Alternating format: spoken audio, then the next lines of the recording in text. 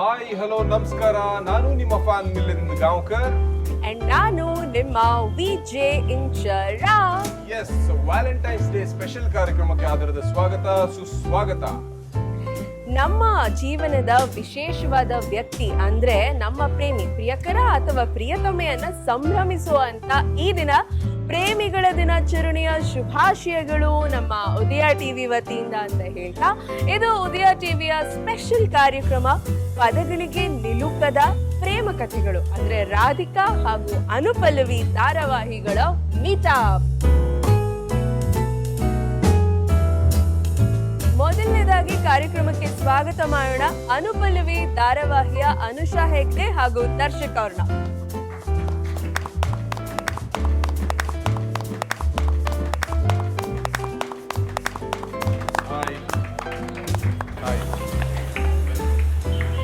ರಾಧಿಕಾ ಧಾರಾವಾಹಿಯ ವಿರಾಟ್ ಅಂಡ್ ತೇಜಸ್ವಿನಿ ಅವ್ರನ್ನ ಬರ್ಮಾಡ್ಕೊಳ್ಳುವಂತ ಸಮಯ. So Virat and Tejaswini, please come.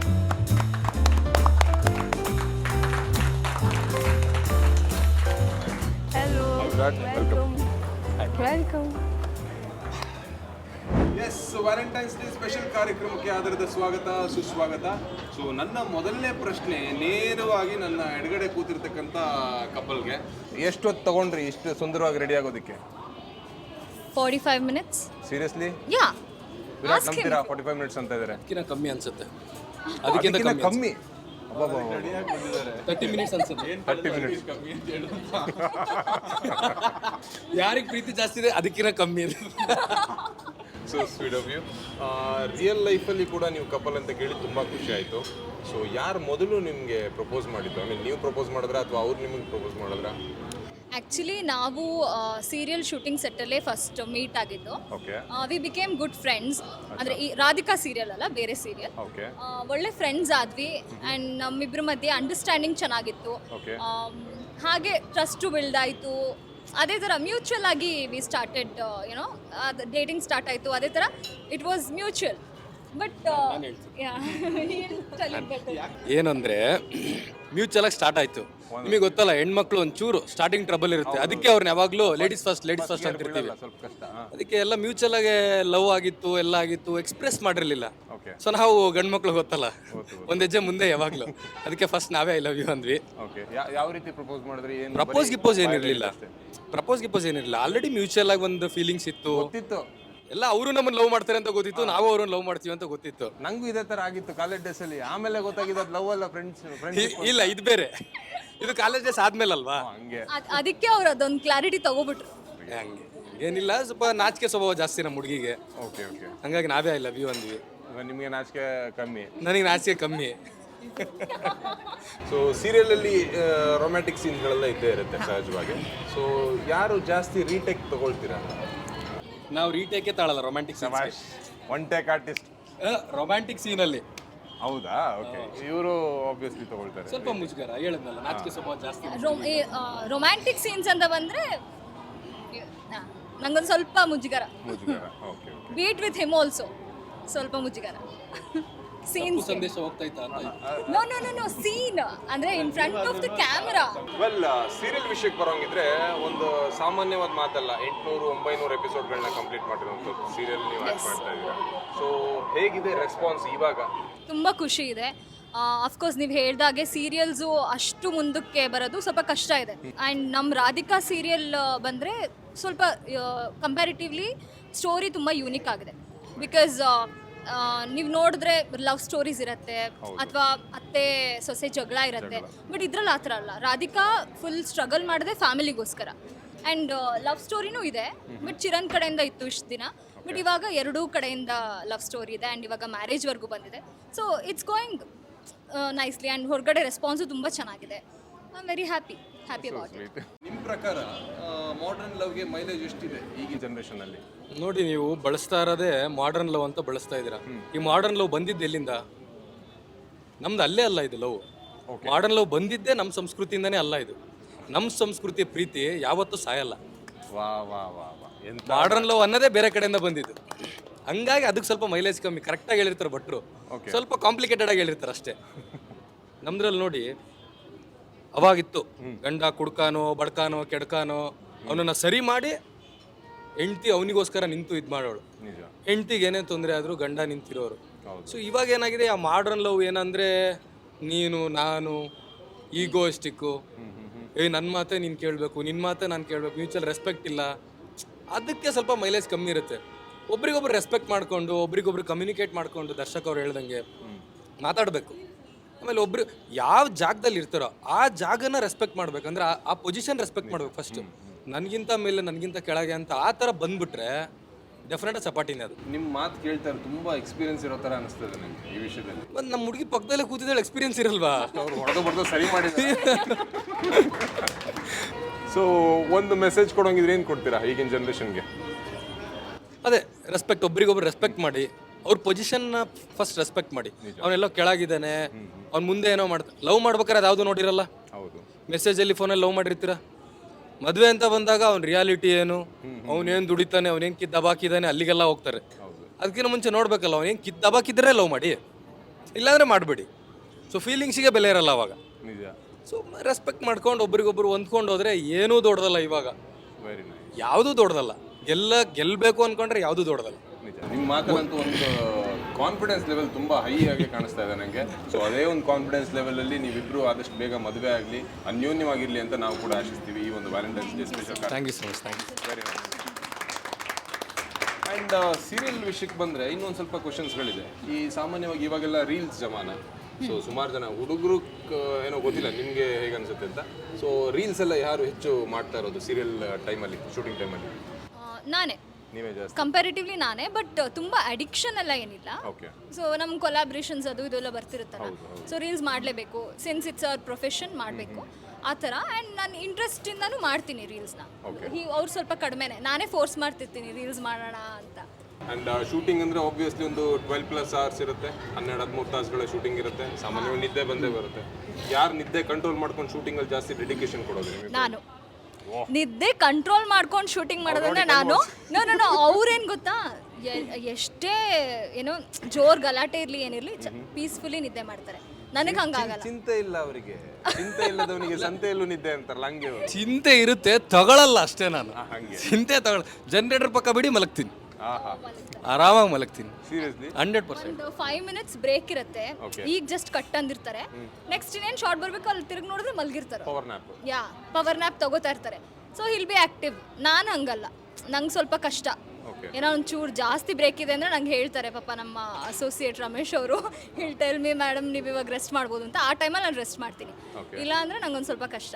So ಇವಾಗ ಇವ್ರು ಕಾಯ್ತಾ ಇದ್ರು ಆ್ಯಕ್ಚುಲಿ ವಿರಾಟ್ ಆ್ಯಂಡ್ ತೇಜಸ್ವಿನಿ ಅವ್ರನ್ನ ಮಾತಾಡ್ಸೋವಾಗ ನಮಗೂ ಒಂದು ಟರ್ನ್ ಸಿಗುತ್ತೇನೋ, ಚಾನ್ಸ್ ಸಿಗುತ್ತೇನೋ ಅಂತ ಅನುಷಾ ಕಾಯ್ತಾ ಇದ್ದಂಗೆ ಇತ್ತು ನನಗೆಲ್ಲೋ. ಮೋಸ್ಟ್ಲಿ ಅದೇ. ಸೊ ನಿಮಗೆ ಆ್ಯಕ್ಚುಲಿ ನಾನು ಪ್ರಪೋಸ್ ಮಾಡಿ ಅಂತ ಹೇಳಲ್ಲ, ನೀವು ಪ್ರಪೋಸ್ ಮಾಡ್ತೀರಾ, ಅವ್ರು ರಿಜೆಕ್ಟ್ ಮಾಡ್ತಾರೆ. ಹೆಂಗೆ ರಿಜೆಕ್ಟ್ ಮಾಡ್ತೀರಾ ಮಾಡಿ, ಏನು ಬೈತ್ ಕಳಿಸ್ತೀರಾ, ಏನು ಹೇಳ್ತೀರಾ ನೋಡೋಣ. ರಿಜೆಕ್ಟ್ ಮಾಡಬೇಕಾ ಅನ್ನೋದು ಅವ್ರು ಹೇಗೆ ಹೇಳ್ತಾರೆ ಅಂತ ಅನ್ನೋದ್ರ ಮೇಲೆ ಡಿಪೆಂಡ್ ಆಗಿರುತ್ತೆ. ಆಯ್ತಾ? ಓಕೆ, ಪ್ರಪೋಸ್ ಮಾಡಲಾ? Ready sir. ಪಲ್ಲವಿ ಅವರೇ, ನೀವು ಕೆಲಸದಲ್ಲಿ ತುಂಬ ಪ್ರಾಮಾಣಿಕವಾಗಿದ್ದೀರಾ.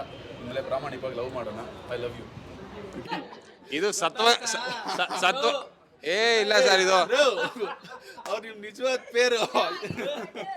ಇಲ್ಲ ಇಲ್ಲ ಇಲ್ಲ, ಇದು ಮಜಾ ಇಲ್ಲ, ಇದು ಸತ್ವನೇ ಇಲ್ಲ. ಇದು ಮೂರ್ತಾಗ ನಿಂತೋಗಿರೋ ಪಿಕ್ಚರ್ದು ಡೈಲಾಗ್ ಇದ್ದಂಗಿದೆ. ಪಲ್ಲವಿ ಅವರೇ, ನಿಮ್ಗೊಂದು ಮಗು ಇದೆ, ನನಗೂ ಮಗು ಇದೆ. ಇದು ಪರ್ಫೆಕ್ಟ್. ಇಬ್ರು ಸೇರಿ 1-2 ಮಕ್ಳು ಮಾಡ್ಕೊಳ್ಳೋಣ. I love you. ಏನ್ ನೀವೇನು ಒಪ್ತಾ ಇದ್ದೀರಾ? ನಾನು ಹೇಳಿದ್ದು ಏನು ಕ್ಯಾರೆಕ್ಟರ್ ಅಲ್ಲಿ ರಿಜೆಕ್ಟ್ ಮಾಡ್ಬೇಕು ನೀವು. ಅವ್ರೇನಂದ್ರು, ನಿಮ್ಗೊಂದು ಮಗು ಇದೆ, ನನಗೊಂದು ಮಗು ಇದೆ, ಇಬ್ರು ಸೇರ್ಕೊಂಡು 2 ಮಕ್ಳು ಮಾಡೋಣ ಅಂತ ಅಷ್ಟೇ. ಏನ್ 4 ಜನ ಕೂರ್ಕೊಂಡೇನು ಚೌಕ ಬರ ಆಡ್ತೀರಾ? ಇರಿ, ನನ್ನ ಮಗಳನ್ನ ಕೇಳ್ಕೊಂಡು ಬರ್ತೀನಿ. ನಿಮ್ಮ ಮಗಳು ಓಕೆ ಅಂದಾಯ್ತು, ನಾನೇ ಅಪ್ಪ ಅಂತೆ. ಓಕೆ, ಅವ್ರ ಮಗುನ ಕೇಳ್ಕೊಂಡ್ ಬರ್ತಾರ. ಹೇಗೆ ರಿಜೆಕ್ಟ್ ಮಾಡ್ತೀರಾ ಇವಾಗ? ಈಗ ನಿಮ್ ಸರ್ದಿ ರಿಜೆಕ್ಟ್ ಮಾಡಿದೆ. ಇದು ಏನಿದು? ನಾವು ರೆಕಾರ್ಡ್ ಆಗಿರ್ಲಿಲ್ಲ ಮೋಸ್ಟ್ಲಿ. ಇದು ಒಂದೊಂದು ಸ್ಟ್ರಿಕ್ಟ್ ಆಗಿ 1-2 ಲೈನ್ ಬೈದ್ಬಿಟ್ಟು ಅದೇ. ಫಸ್ಟ್ ಆಫ್ ಆಲ್ ನಿಮಗೆ ಟೈಮ್ ಸೆನ್ಸ್ ಇಲ್ಲ. ನಾನು ಹೇಳಿದ ಟೈಮಿಗೆ ನೀವು ಆಫೀಸಿಗೆ ಬರಲ್ಲ, ನಾನು ಕೇಳಿದ ಕ್ವೆಶನ್ಸ್ ನೀವು ಆನ್ಸರ್ ಮಾಡಲ್ಲ. ಯಾವಾಗ ನೋಡಿದ್ರೆ ನನ್ನ ಹತ್ರ ಜಗಳ ಮಾಡ್ತಾನೆ ಇರ್ತೀರಾ. ನೀವು ಜಗಳ ಮಾಡ್ತೀರಾ ಅಂದರೆ ನಿಮ್ಮ ಮಗನೂ ನನ್ನ ಮಗಳ ಜೊತೆ ಜಗಳ ಮಾಡ್ತಾಳೆ. ನನ್ನ ಮದುವೆ ಆಗಿ ಇದೆಲ್ಲ ಬದಲಾಗುತ್ತೆ. ಅಯ್ಯಯ್ಯೋ, ಅದಾಗಲ್ಲ ವಿಕ್ರಾಂತ್ ಅವರೇ, ತುಂಬ ಕಷ್ಟ. ಅದು ಹೆಂಗ? ಏನ್ ಕಷ್ಟ ಅಂದ್ರೆ ಅವರು ಏನ್ ಕೇಳಿದ್ರು? ಮದುವೆ ಆಗಲ್ವಂತೆ, ಕಷ್ಟ ಅಂತ ಅವ್ರಿಗೆ. ಈ ತರ ಎಷ್ಟು ರಿಜೆಕ್ಟ್ ಮಾಡಿದೀರಾ? ಈಗಾರ ಉತ್ತರ ಕೊಡಿ. ಜನತೆ ಮುಂದೆ ಉತ್ತರ ಕೊಡಿ. ಎಲ್ಲಾನು ರಿಜೆಕ್ಟೇ ಮಾಡಿರೋದು. ಅಂದಾಜು ಲೆಕ್ಕ ಒಂದು ಒಂದು 10 ಅಂತೆ. 10 ಅಂದ್ರೆ ಒಂದೇ 0 ನಿಮ್ಮ ಪ್ರಕಾರ? ನನಗೊಂದು ಕಾಲೇಜಲ್ಲಿ ಒಂದು ಕ್ರಶ್ ಇತ್ತು ಆಯ್ತಾ, ನಿಮ್ಗ ಅವ್ರಿಗ? ನನಗೆ ಅದೇ ಅಂದ್ರೆ ಈಗಿಲ್ಲ, ಸತ್ತೋಯ್ತಾ ಕ್ರಶ್? ಕಾಲೇಜಲ್ಲಿ. ಡೋಂಟ್ ವರಿ ಬೇಬಿ ಚಿನ್ನಮ್ಮ. ಬೇಡ ಚಿನ್ನಮ್ಮ, ಓ ಚಿನ್ನಮ್ಮ, ನೀ ನನ್ನ ಮುದ್ದು ಗುಮ್ಮ, ಐ ಲವ್ ಯು. ತಗೊಳಮ್ಮ. ಏಯ್ ಸುಮ್ಮನೆ ನೀವೆಲ್ಲ ಇದ್ ಮಾಡ್ಬಾರ್ದು. ಅವ್ರು ನೋಡಿ ನಾಚ್ಕೊಂತ ಇರೋದು. ಏನು ಇಂಪ್ರೆಸಿವ್ ಆಗಿ ಹೇಳ್ತಾನೆ ಇಲ್ಲ. ಓ ನಿಮಗೆ ಇಂಪ್ರೆಸಿವ್ ಅನ್ನಿಸ್ತಾ ಇಲ್ಲ. ಮನೆಗೆ ಹೋದ್ಮೇಲೆ ಹೇಳ್ತೀನಿ. ಟೇಕ್ 32. ದಾವಣಗೆರೆ ಅಂತಿದ್ದಾರೆ ಅವಾಗಿನ ಬೆಣ್ಣೆ ದೋಸೆ ಮಿರ್ಚಿ ಅದೇ ಮಂಡಕ್ಕಿ ಓಕೆ. ಏನಾರು ಹೇಳಿ. ನಮ್ಮ ದಾವಣಗೆರೆಗೆ ಬೆಣ್ಣೆ ದೋಸೆ ತುಂಬಾ ಫೇಮಸ್ಸು. ನಾನು ದೋಸೆ ಆದ್ರೆ ನೀನೇ ಬೆಣ್ಣೆ. I love you. Oh impress ಆದ್ರು ಅಂದಂಗಾಯ್ತು. ಒಂದು ರೇಂಜ್ ಓಕೆ. ದಾವಣಗೆರೆ ಬೆಣ್ಣೆ ದೋಸೆ ಸೀದೋಗಿಲ್ಲ ಅಷ್ಟೇ. ಪಾಪ ಜಾಸ್ತಿ ಕಷ್ಟ ಕೊಡೋದು ಬೇಡ ಅಂತ ಒಪ್ಕೊಂಡ್ಬಿಟ್ಟೆ. So sweet. ಮೊದಲನೇ ಕ್ವಶನ್ಸ್ ಕೇಳೋದಕ್ಕೆ ಆಡಿಯನ್ಸ್ ಅಲ್ಲಿ ಒಬ್ರು ರೆಡಿ ಇದ್ದಾರೆ. ಸೊ ಸರ್ ನಮಸ್ತೆ, ನನ್ನ ಹೆಸರು ಮೋಹನ್ ಅಂತೇಳಿ, ನಮ್ಮ ವೈಫು ಉಷಾ. ನನ್ನ ಮೊದಲನೇ ಕ್ವಶನ್ ಬಂದು ರಾಧಿಕಾ ತಂಡಕ್ಕೆ. ಓಕೆ. ಸುಮಾರು 800 ಎಪಿಸೋಡ್ಸ್ ಮಾಡಿದ್ದೀರಾ ಅಂದರೆ ಇದು ಸಾಮಾನ್ಯದ ಮಾತಲ್ಲ. ಇದು ಎಷ್ಟು ಸ್ಟ್ರಗಲ್ ಆಗಿರುತ್ತೆ ಅನ್ನೋದು ನನಗೆ ಗೊತ್ತಾಗುತ್ತೆ. ಇಷ್ಟು ವರ್ಷ ಎಪಿಸೋಡ್ ನಂತರ ಮದುವೆ ಆಗೋ ಸಂಭವ ಎಕ್ಸ್ಪೀರಿಯನ್ಸ್ ಹೇಗಿದೆ, ನಿಮ್ಮ ಅನುಭವ ಹೇಗಿದೆ ಈಗ? ಅದೇ ನಮ್ಮ ಮದುವೆ ಆಗೋದಕ್ಕೆ ನಾವು 900 ಎಪಿಸೋಡ್ಸ್ ಕಾಯಬೇಕಾಯಿತು. 900 ಎಪಿಸೋಡ್ಸ್ವರೆಗೂ ಏನಕ್ಕೆ ವೆಯ್ಟಿಂಗ್ ಅಂತ ಹೇಳಿದ್ರೆ ಹರ್ಡಲ್ಸ್, ಏರುಪೇರು ಇರುತ್ತೆ ಲವ್ ಸ್ಟೋರಿಲಿ. ಸೊ ಚಿರಂತ್ ಆ್ಯಕ್ಚುಲಿ ಒಬ್ಬರೇ ಲವ್ ಮಾಡ್ತಿದ್ರು. ರಾಧಿಕನ್ ಕಡೆಯಿಂದ ಲವ್ ಇರಲಿಲ್ಲ, ಬರೀ ಫ್ರೆಂಡ್ಶಿಪ್ ಇತ್ತು.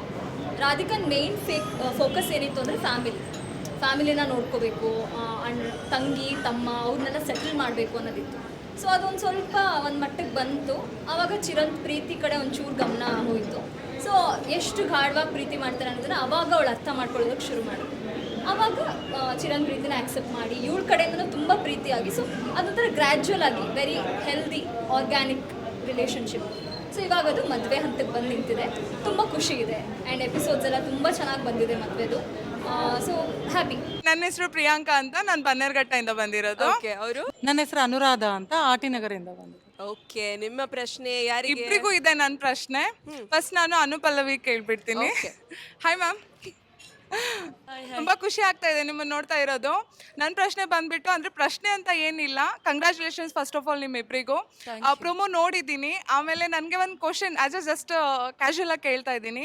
ಇವಾಗ ಒಂದು ತಾಯಿ ಮಗು ಅನುಬಂಧ ಎಲ್ಲರೂ ಹೇಳ್ತಾರೆ ಅದು ಅನುಭವಿಸಿದ್ರೇನೆ ಅದು ಎಕ್ಸ್ಪ್ರೆಸ್ ಮಾಡೋಕ್ಕಾಗೋದು ಅಂತ.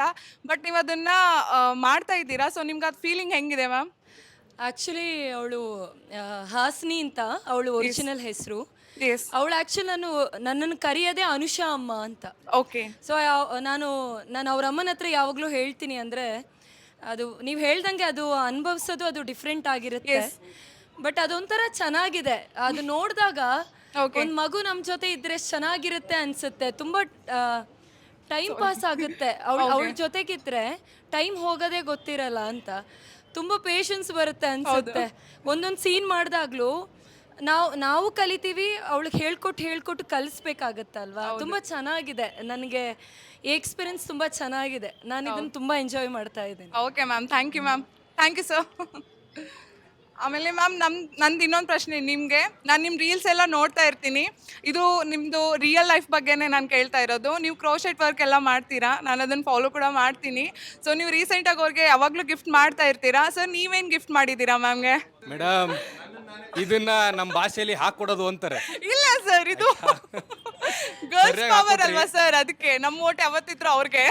ಮೇಡಮ್ ನೋಡಿ, ನಮ್ದು ಹೆಂಗಿದೆ ಜೋಡಿ ಅಂದ್ರೆ, ನಾನು ಇನ್ ಕೇಸ್ ಏನಾರ ಗಿಫ್ಟ್ ಕೊಟ್ಟಿಲ್ಲ ಅಂತಂದ್ರೆ ನನ್ನ ತಲೆ ಮೇಲೆ ಬಿಟ್ಟು ನನಗೆ ಈ ಗಿಫ್ಟ್ ಕೊಡ್ಸು ಅಂತಾರೆ. ನಮ್ಮ ಹೌದು, ಕೊಡಿಸ್ಬೇಕು. ಕೊಡ್ಸಿದೀನಿ ಮೇಡಮ್, ವ್ಯಾಲೆಂಟೈನ್ಸ್ ಡೇಗೆ ಮನೇಲಿದೆ. ವ್ಯಾಲೆಂಟೈನ್ಸ್ ಡೇಗ ಇನ್ನು 14th ಅಲ್ವಾ ಸರ್? ಅಡ್ವಾನ್ಸೇ ಕೊಡಿಸ್ಬಿಟ್ಟಿನಿ. ಅದು ನಿಮ್ದು ಹ್ಯಾಂಡ್ ಮೇಡಾ? ಇಲ್ಲ ಮೇಡಮ್, ರೆಡಿಮೇಡ್. ನೆಕ್ಸ್ಟ್ ಟೈಮ್ ನೀವು ಟ್ರೈ ಮಾಡಿ ಸರ್. ಮೇಡಮ್ ಸರಿ ಮೇಡಮ್, ಆಯ್ತು, ಥ್ಯಾಂಕ್ ಯು. ಹಾ, ಈಗ ನಮ್ಮ ಆಡಿಯನ್ಸ್ ಅಲ್ಲಿ ಯೂಟ್ಯೂಬರ್ ಒಬ್ರು ಇದ್ದಾರೆ, ಜ್ಯೋತಿ ಮತ್ತು ಮಧು ಅವರು. ನೋಡಿ ಈಗ ಹಾಯ್ ಮಾಡ್ಸ್ಯಾರ. ಆಗ್ಲೇ ನಾವಿಲ್ಲಿ ಮಾತಾಡ್ಬೇಕಾದ್ರೆ ನಮ್ದೇ ಪ್ರಪಂಚ ಅನ್ನಂಗಿದ್ರು. ಅವ್ರ ಪಾಡಿಗೆ ಅವ್ರು ಮಾತಾಡ್ಕೊಂಡು ಹೊಸ್ದಾಗಿ ಮದುವೆ ಆಗಿದ್ದಾರೆ. ಅದು ಬಲ್ಲವನೇ ಬಲ್ಲ ಬೆಲ್ಲದ ಸವಿ ಅಂತ. ಅದೇ ಅವ್ರ ಪಾಡಿಗೆ ಅವರು ತರಲೆ ಮಾಡ್ಕೊಂಡು ಅವ್ರ ಪಾಡಿಗೆ ಅವ್ರು ಮಾತಾಡ್ಕೊಂಡು ಟಾಮ್ ಅಂಡ್ ಜೆರಿ ತರ ನಾವಿಬ್ರು. Tom and Jerry couple. Okay, ಪ್ರಶ್ನೆ ಕೇಳಕ್ಕೆ ರೆಡಿ ಆಗಿದ್ರೆ ಯಾರಿಗೆ ನಿಮ್ಮ ಮೊದಲ ಪ್ರಶ್ನೆ? ರಿಯಲ್ ಲೈಫಲ್ಲಿ ಕಪಲ್ಸ್ ಅಂತ ಕೇಳ್ಪಟ್ವಿ, ರೀಸೆಂಟಾಗಿ ಮದುವೆನೂ ಆಗ್ತೆ ಅಂತ ಕೇಳಿದ್ವಿ. ಸೊ ರಿಯಲ್ ಲೈಫಲ್ಲಿ ಏನಾದ್ರು ಜಗಳ ಕಿತ್ತಾಟಾದಾಗ ಸೀರಿಯಲ್ ಅಂತ ಬಂದಾಗ ಕ್ಯಾರೆಕ್ಟರ್ಸು ಚೇಂಜ್ ಆಗ್ತಾ ಇರುತ್ತೆ. ಸೊ ಏನಾದ್ರು ಕ್ವಾಟ್ಲೆ ಕೊಡೋ ಥರ ಕ್ಯಾರೆಕ್ಟರ್ ಬಂದಾಗ ಆ ರಿವೆಂಜಿನ ರಿಯಲ್ ಲೈಫಲ್ಲಿ ಹೋಗಿ ರಿಯಲ್ ತೊಗೊಂಡಿದ್ದೀರಾ? ನಮ್ಮ ರಿಯಲ್ ಲೈಫಲ್ಲಿ ಅಫ್ಕೋರ್ಸ್ ಜಗಳ ಆಗೇ ಆಗುತ್ತೆ ಕಪ್ಪಲ್ ಅಂದಮೇಲೆ. ಅದನ್ನು ಸೀರಿಯಲಲ್ಲಿ ಕ್ಯಾರಿ ಮಾಡಲ್ಲ. ಬಿಕಾಸ್ ಕ್ಯಾರೆಕ್ಟರ್ಸ್ ಅಲ್ಲಿ ಕ್ಯಾರೆಕ್ಟರ್ ಅಂತ ಬಂದರೆ ನಾವು ಕ್ಯಾರೆಕ್ಟರಲ್ಲೇ ನಿಜನ ಸುಳ್ಳು ಅಂತ ನಂಗೆ ಯಾಕೋ ಡೌಟ್. ಇಲ್ಲ ಕೆಲಸಕ್ಕೆ ಇದು ಮಾಡಲ್ಲ. ಹಾಂ ಇರುತ್ತೆ, ಕಟ್ ಅಂದಮೇಲೆ ಅದೆಲ್ಲ ಆ್ಯಕ್ಷನ್ ಅಂದ್ಬಿಟ್ರೆ ಕ್ಯಾರೆಕ್ಟರೇ. ನೀವಿಬ್ರಿಗೂ ಒಂದು ಕಪಲ್ ಕ್ವಶನ್ನು, ಎಷ್ಟು ವರ್ಷದಿಂದ ರಿಲೇಷನ್ಶಿಪ್ಪು ನಿಮ್ಮದು ರಿಯಲ್ ಲೈಫಲ್ಲಿ? 4 years. 4 years. ಓಕೆ. ಅವ್ರ ನಂಬರು, ಅವ್ರದ್ದು ಫೋನ್ ನಂಬರು ಲಾಸ್ಟ್ ಡಿಜಿಟ್ಸು ನಿಮ್ಮದು ಅವ್ರದ್ದು, ಅವರು ನಿಮ್ದು ಹೇಳಬೇಕು ಉಲ್ಟಾ. Last 4 digits. ಒನ್ ಸೆಕೆಂಡ್ ಟಕ್ ಅಂತ ಹೇಳಬೇಕು, ಯೋಚನೆ ಮಾಡೋಂಗಿಲ್ಲ. 841.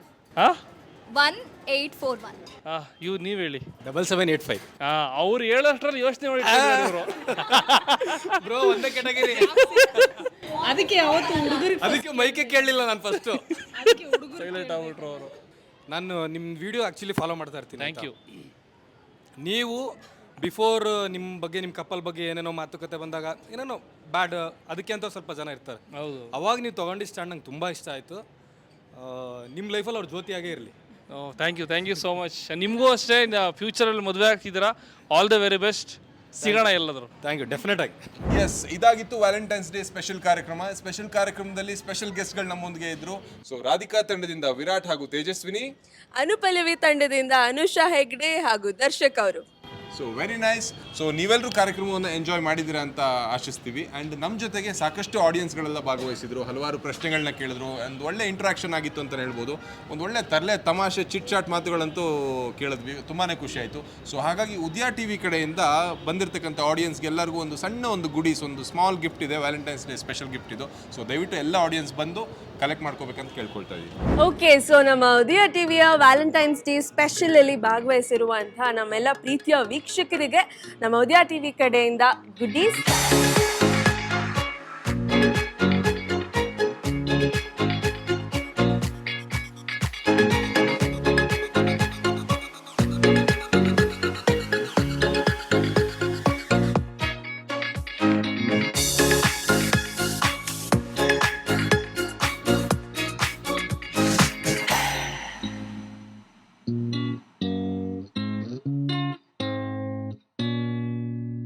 Thank you Virat and Tejaswini. ನಿಮ್ಮ ಒಂದು ಬ್ಯುಸಿ ಶೆಡ್ಯೂಲ್ನಲ್ಲೂ ಬಿಡುವು ಮಾಡಿಕೊಂಡು ಇಷ್ಟು ದೂರ ಬಂದು ಈ ಒಂದು ಕಾರ್ಯಕ್ರಮವನ್ನು ಯಶಸ್ವಿಗೊಳಿಸಿದ್ದೀರಾ. ಸೊ ಉದಯ ಟಿ ವಿ ತಂಡದಿಂದ ಒಂದು ಸ್ಮಾಲ್ ಒಂದು ಗುಡೀಸ್ ನಿಮಗೋಸ್ಕರ.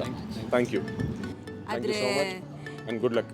ಎಲ್ಲ ಹೇಳಿದ್ರು, ಒಂದು ಮಾತ್ರ ಬಿಟ್ರು. ಇಲ್ಲೊಂದು ಸ್ಪೆಷಲ್ ಮೂಮೆಂಟ್ ಕ್ರಿಯೇಟ್ ಆಯ್ತು, ಅದನ್ನ ಬಿಟ್ಬಿಟ್ಟಿದ್ದೀರಾ ನೋಡಿ, ನೆನಪಿಸ್ಕೊಳ್ಳಿ. ನಿಮಗೆ ಸ್ಪೆಷಲ್ ಥ್ಯಾಂಕ್ಸ್ ವಿರಾಟ್ ಕೈಯಿಂದ ನಂಗೆ ಪ್ರಪೋಸ್ ಮಾಡಿಸಿದ್ದಕ್ಕೆ. ಓಕೆ, ಸೊ ಅನುಪಲ್ಲವಿ ಧಾರಾವಾಹಿಯ ಅನುಷಾ ಹೆಗ್ಡೆ ಅವರು ಹಾಗೆ ದರ್ಶಕ್ ಅವರು, ಹೇಗನ್ನಿಸ್ತು ಇವತ್ತು ವ್ಯಾಲೆಂಟೈನ್ಸ್ ಡೇ ಸೆಲೆಬ್ರೇಷನ್ನ ಮಾಡಿದ್ದು ಆ್ಯಂಡ್ ನಮ್ಮ ಜೊತೆಗೆ ಬಂದು ಜಾಯ್ನ್ ಆಗಿದ್ದು?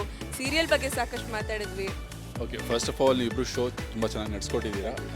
So it was a fun interaction and main public ಜೊತೆ ಇಂಟ್ರ್ಯಾಕ್ಟ್ ಮಾಡಿದ್ದು ಆ್ಯಂಡ್ ನಮ್ಮ ಪ್ರೋಮೋ ಬಗ್ಗೆ ತುಂಬ ಪಾಸಿಟಿವ್ ಕಮೆಂಟ್ಸ್ ಬಂದಿದ್ದು ಖುಷಿ ಆಯಿತು. ಸೊ ಯಾ, ಸ್ವಲ್ಪ ವಾಟ್ ಯು ಸೇ ಎಕ್ಸ್ಪೆಕ್ಟೇಷನ್ಸ್ ನಮಗೂ ಇದೆ, ಆಡಿಯನ್ಸ್ ಇಷ್ಟಪಡ್ತಾರೆ ಅಂತ ಒಂದು ಹೋಪ್ಸ್ ಇದೆ. ಸೊ ನೋಡೋಣ, let's wait for that. February 17th ರಾತ್ರಿ 9:30 ಲಾಂಚ್ ಆಗುತ್ತೆ. ಸೊ ನೋಡಿ, ಹೀಗೆ ನಿಮ್ಮ ಸಪೋರ್ಟ್ ನಮ್ಮ ಮೇಲೆ ಇರಲಿ ಅಂತ ಕೇಳ್ಕೊತೀನಿ. Okay, thank you. Feb 17th 9:30ಗೆ ಸೀರಿಯಲ್ನ ನೋಡೋದಕ್ಕೆ ನಾವು ಕೂಡ ವೆಯ್ಟ್ ಮಾಡ್ತಿದ್ದೀವಿ. ನೀವು ಹೇಳಿ ನಿಮ್ಮ ಫ್ಯಾನ್ಸ್ಗೆ, ನೀವು ಬರ್ತಾ ಇದ್ದೀರಾ Feb 17th?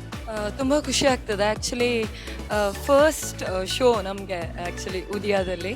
ಆ್ಯಂಡ್ ಇನ್ನೊಂದು ಏನಂತಂದರೆ ನಮ್ಮ ಪ್ರಾಜೆಕ್ಟ್ ಶುರುವಾಗದಿಂದ ಫಸ್ಟ್ ಒಂದು ಟೀಮ್ನ ನಾವು ಮೀಟ್ ಆಗ್ತಿರೋದು ರಾಧಿಕಾ. ಸೊ ಆಲ್ವೇಸ್ ನೀವು ಸ್ಪೆಷಲ್ ಆಗಿರ್ತೀರ ನಮಗೆ. ಆ್ಯಂಡ್ ಇಬ್ಬರು ತುಂಬ ಚೆನ್ನಾಗಿ ನಡೆಸ್ಕೊಟ್ರಿ ಈ ಪ್ರೋಗ್ರಾಮ್ನ. ಆ್ಯಂಡ್ ಆಡಿಯನ್ಸ್ ಜೊತೆ ಇಂಟ್ರ್ಯಾಕ್ಟ್ ಮಾಡಿದ್ದು ತುಂಬ ಖುಷಿ ಆಯಿತು. ಬಿಕಾಸ್ ಅವ್ರ ಪಾಯಿಂಟ್ ಆಫ್ ವ್ಯೂ ಅಲ್ಲಿ ನಾವು ಯಾವ ಥರ ಕಾಣಿಸ್ತಿದ್ದೀವಿ ಅನ್ನೋದು ನಮಗೆ ಅವ್ರ ಜೊತೆ ಡೈರೆಕ್ಟಾಗಿ ಮಾತಾಡಿದ್ರೆ ಮಾತ್ರ ಗೊತ್ತಾಗೋದು. ಸೊ ಒಂದು ಪಾಸಿಟಿವ್, ತುಂಬ ವಿಷಯಗಳು ಪಾಸಿಟಿವ್ ಆಗಿದ್ದಿದ್ದು ಕೇಳಿ ತುಂಬ ಖುಷಿ ಆಯಿತು. ಸೊ 9:30ಗೆ February 17ಗೆ ನಾವು ಬರ್ತಾ ಇದ್ದೀವಿ. ಸೊ ನೋಡಿ, ಆಶೀರ್ವದಿಸಿ. ನೆಕ್ಸ್ಟ್ ಇವೆಂಟಲ್ಲಿ ಮತ್ತೆ ಮೀಟ್ ಮಾಡೋಣ. ಥ್ಯಾಂಕ್ ಯು, ಖುಷಿ ಆಯಿತು. ಓಕೆ, ಸೊ ರಾಧಿಕಾ ಚಿರು ಜೋಡಿ ಹೇಗೆ ಮೋಡಿ ಮಾಡಿದ್ಯೋ, ಈಗ ಆಲ್ರೆಡಿ ನಿಮ್ಮ ಜೋಡಿ ಕೂಡ ಅದೇ ಥರ ಮೋಡಿ ಮಾಡಲಿ. ಅನುಷಾ ಮತ್ತು ದರ್ಶಕ್ ಅವರು ಪಲ್ಲವಿ ಮತ್ತು ವಿಕ್ರಾಂತ್ ಅವರಾಗಿ ತುಂಬ ತುಂಬ ತುಂಬ ಜಾಸ್ತಿ ಇಷ್ಟ ಆಗಲಿ ಅಂತ ವಿಶ್ ಮಾಡ್ತಾ ನಮ್ಮ ಕಡೆಯಿಂದ good evening. Thank you. So ಇದಾಗಿತ್ತು ವ್ಯಾಲೆಂಟೈನ್ಸ್ ಡೇ ಸ್ಪೆಷಲ್ ಕಾರ್ಯಕ್ರಮ, ಒಂದು ಸ್ಪೆಷಲ್ ಮೀಟಪ್ ಅಂತಲೇ ಹೇಳ್ಬೋದು ರಾಧಿಕಾ ಹಾಗೂ ಅನುಪಲ್ಲವಿ ಧಾರಾವಾಹಿ ತಂಡ ಜೊತೆ. So thank you so much ನಿಮ್ಮೆಲ್ಲರ ಒಂದು ಪ್ರೀತಿ, ಪ್ರೋತ್ಸಾಹ, ವಿಶ್ವಾಸಕ್ಕೆ ಥ್ಯಾಂಕ್ ಯು.